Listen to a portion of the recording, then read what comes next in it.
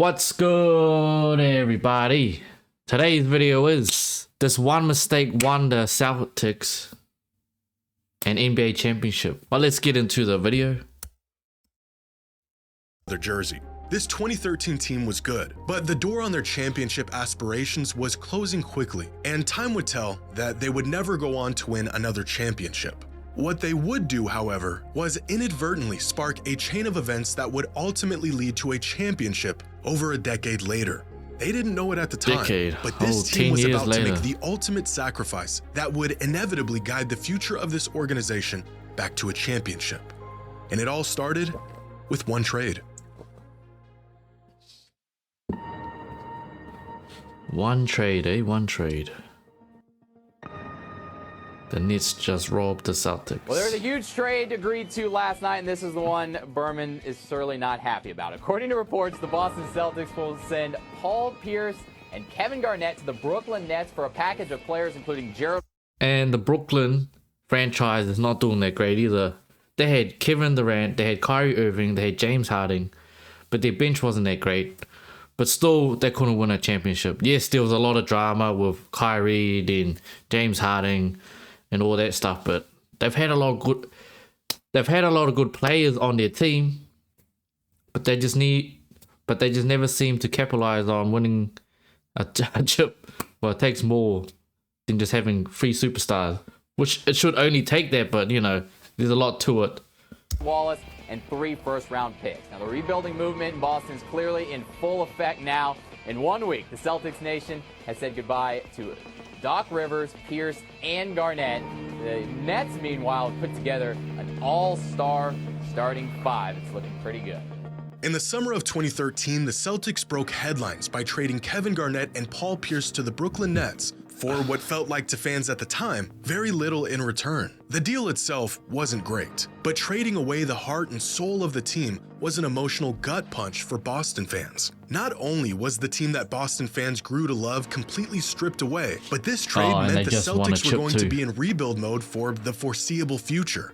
But Celtics GM at the time, Danny Ainge, had a plan, a timeline that was going to take the Celtics to the lowest depths of the league before inevitably bringing the organization back to glory. And that timeline began just 6 days after this fateful trade.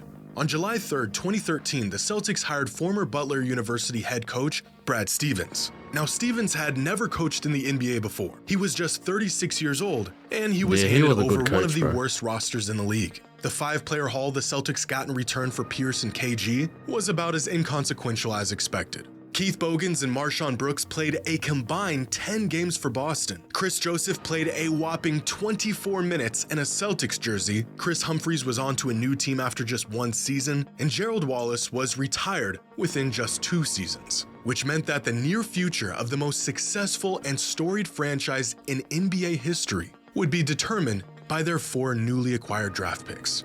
By the end of the 2016 season, 3 years after the infamous trade with Brooklyn, the Celtics roster looked like this. The 2 remaining players from the 2013 roster were Avery Bradley and Jared Sullinger. The team was painfully average throughout those 3 years, and they used that 2014 first-round pick they received from the Nets to draft James Young, who didn't really pan out. But they did have an all-star guard in Isaiah Thomas, and 3 remaining picks from that trade with the Nets. What they managed to do with these picks would become a masterclass of NBA management and nothing short of a miracle.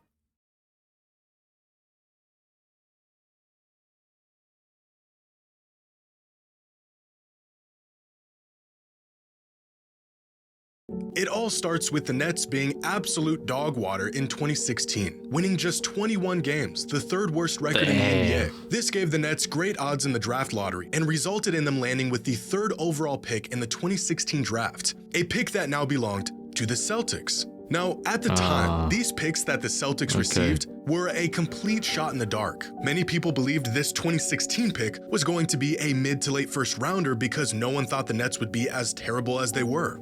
Now, the picks are first rounders in 2014, 2016, and 2018. Now, they will probably not be lottery picks because of the fact that the Nets would probably be doing well by then. Turns out this pick wasn't just a lottery selection, It was top 3. And with this third pick, Boston selected a 6'6" two-way guard out of Cal who was getting comparisons to Jimmy Butler. With the third pick in the 2016 NBA Draft, the Boston Celtics select Jaylen Brown from the University of California. Jaylen Brown, man. Jaylen Brown got off to a slow start with Boston, but the potential was clearly there. And with the addition of Al Horford, who signed in the offseason, the Celtics would go on to have their best season in a decade, winning 53 games, earning the #1 seed in the East, and making a run to the conference finals. Their luck was turning around, the fateful trade in 2013 fading into the past. But that Nets trade would prove to be the gift that just kept on giving. Jason Tatum.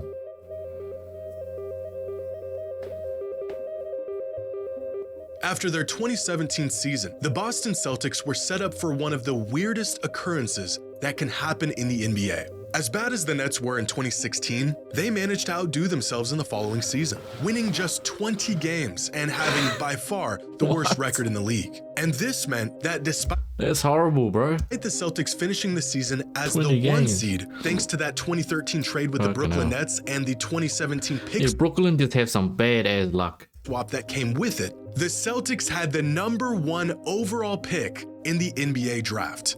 Now, this has happened before, both in 1978 when the Blazers finished the season as the 1 seed and the Pacers just willy-nilly traded away their first overall pick before the draft, and in 1982 when Cavs owner Ted Stepien traded away their first-round pick a few years prior, leading to the Lakers having the #1 pick in the draft after winning a championship.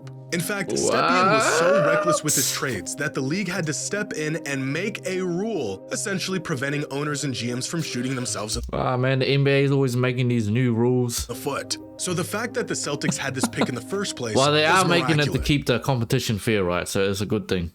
But what Danny Ainge did next was not a matter of good fortune, but rather genius. Instead of using their first overall pick, Ainge decided to trade down and swap picks with the 76ers, giving them the first overall pick in return for the third pick in the draft and a future first rounder. The Celtics front office already knew who they wanted in the draft, and it wasn't Markelle Fultz or Lonzo Ball. They also Yeah, knew Markelle that they Fultz didn't turn out as good as he should have been too. were going to get their preferred player regardless of if they were picking first or third. So in one of the ballsiest moves in draft history, Ainge traded away the first pick for the third, got the player he wanted, and got a free future first rounder in the process. The player they selected in the 2017 draft was just the player they needed. With the third pick in the 2017 NBA Draft, the Boston Celtics select Jason Tatum from Duke University. By 2017, the Celtics went from an average team drifting in no man's land to earning the top seed in their conference and securing one of the best young duos in the entire league. Their next task, building a championship team around their new young talent. Yeah, it And they takes years and years to build a good team. still had one more pick Let's see remaining if they from can the run it back KG this Pierce year. trade. So on August 30th, 2017, 2 months next after they year. drafted Not Jason this year. Tatum, Boston traded away Jay Crowder, Isaiah Thomas, and that 2018 first-round pick they received from the Nets, and return And we know how this turned out. Not for very well. Kyrie Irving. By the end of the 2017 offseason, the Celtics roster had completely turned over once again. The first seeds of a championship team were being laid. But time would prove that this team wasn't quite ready for the big stage. The Celtics were good, making it to the Eastern Conference Finals in their first season with Kyrie and winning nearly 50 games in his second season with the team. But it became clear that Irving did not share the same priorities or expectations as the organization. So in the 2019 offseason, Kyrie decided to not return to Boston and ironically signed a 4-year deal with the Brooklyn Boston's fans weren't very happy with that. Nets. This was a And huge he- and blow this to the didn't turn Celtics. out very It well completely either. caught them off guard. They lost an all-NBA player and they got nothing in return. The first step backwards for the organization during their rebuild. At this point, the Celtics knew they had a solid foundation with Tatum and Brown, and if they wanted to win, it would be with a team built around these two. So that's what Yeah. they did. Over the next year, they drafted Peyton Pritchard in the 2020 draft. They acquired Luke Cornett in a trade during the 2021 season. They signed undrafted free agent Sam Hauser, and they traded to bring back Al Horford in the 2021 offseason. By the start of the 21-22 season, the Celtics finally had some continuity with their team. 10 players from their 16-man roster returning from the 2021 season. But 8 years after their 2013 trade with the Brooklyn Nets, long after the residual aftermath of the trade had seemed to come to its natural conclusion, there was one last gift that trade had to offer for the Celtics.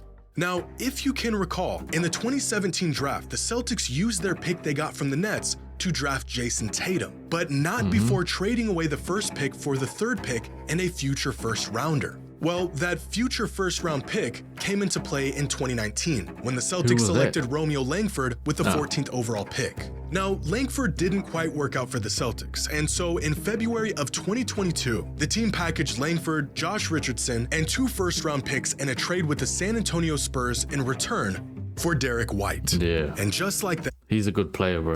Nearly a decade after what was described as one of the worst trades of all time, the Celtics turned an aging Kevin Garnett, Paul Pierce, and Jason.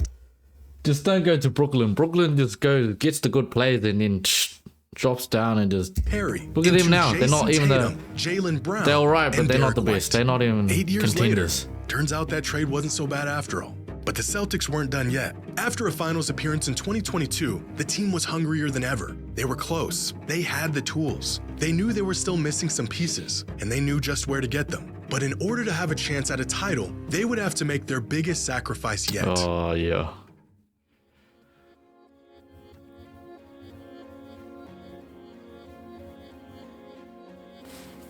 On June 23, 2023, just 3 weeks after their season came to an end, the Boston Celtics broke headlines in a 3-team trade with the Memphis Grizzlies and the Washington Wizards. Through this trade, the Celtics acquired Kristaps Porzingis. What they had to give up. He didn't even really play in the finals. He played a little bit, but yeah, it did help a lot, I guess. Their leader and the heart of their team, Marcus Smart. A trade that was described as one of the most difficult decisions the organization has had to make in recent history. Wow, he was a good fit for them, but maybe not good enough for a title, so it turns out he wasn't a good enough fit for a title.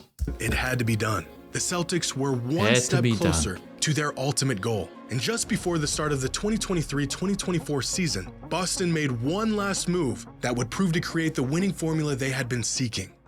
Jrue Holiday is a Celtic just days after He's being a good dealt player from too, Jrue Milwaukee Holiday. to Portland. In exchange for Holiday, the Celtics have sent Rob Williams and Malcolm Brogdon to the Blazers. Portland also gets a 2024 first-round pick via Golden State and a 2029 first-round pick. Here's what Jaylen Brown. And with the acquisition of Jrue Holiday, the Celtics would go on to dominate the 2024 season, having one of the greatest seasons in NBA history, resulting in an NBA championship. Over the course of a decade, the Celtics went through a massive rebuild that featured 112 players, 30 draft picks, 4 coaches, 2 GMs, one of the worst seasons in franchise history, 5 conference finals appearances, and finally, they had their championship roster. All of this stemming from 4 measly draft picks the Nets threw in as consolation in a lopsided trade 11 years ago. Look at the Celtics today and all of their talent, their record-setting season, the championship they earned, and you'll see a team that was bound to win a title. They've been called a super team, an easy path to the finals, too good for their own good. But when you take a step back and look at the long road the Celtics took to get here, you'll find resilience, sacrifice, patience, risk-taking. Yep, no one ever sees the long road. Everyone only sees the championship and the glory. No one sees the hard work. Genius management and coaching, and an organization that has been meticulously crafting and building their championship team for over a decade.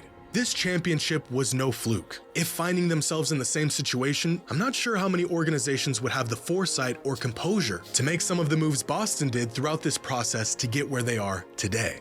In the summer of 2013, the Boston Celtics made what was thought at the time to be one of the worst trades the NBA has ever seen. But unknown to them, 11 years later, this infamous trade would trigger a sequence of events that would put the Celtics on a crash course with NBA history and a championship.